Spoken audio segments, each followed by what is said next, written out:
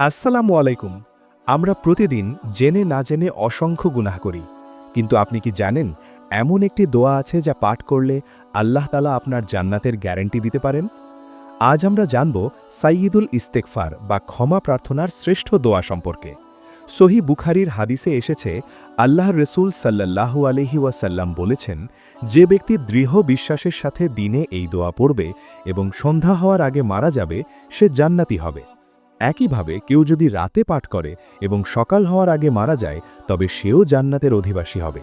দোয়াটি হল, আল্লাহুম্মা আনতা রব্বি লা ইলাহা ইল্লা আনতা খলাকতানি ওয়া আনা আবদুকা ওয়া আনা আলা আহদিকা ওয়া ওয়া'দিকা মাস্তাতআতু আউযু বিকা মিন শাররি মা সনা'তু আবুউ লাকা বিনি'মাতিকা আলাইয়া ওয়া আবুউ লাকা বিযামবি ফাগফিরলি ফাইন্নাহু লা ইয়াগফিরুয যুনুবা ইল্লা আনতা।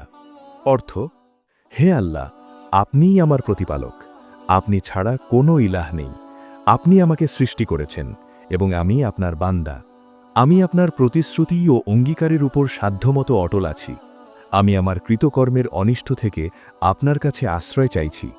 আমার উপর আপনার দেওয়া নেয়ামতসমূহ স্বীকার করছি এবং আমার গুনাহসমূহ স্বীকার করছি।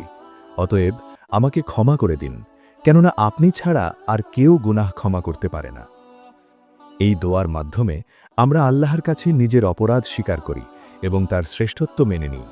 আল্লাহ তাআলা বান্দার এই বিনয় দেখে খুশি হয়ে পাহাড় সমান গুনাহ থাকলেও তা ক্ষমা করে দেন।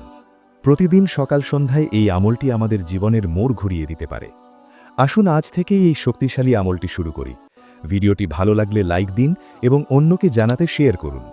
ইসলামিক আরও ভিডিও পেতে সাবস্ক্রাইব করে আমাদের পাশেই থাকুন। আল্লাহ আমাদের সবাইকে ক্ষমা করুন। আমিন।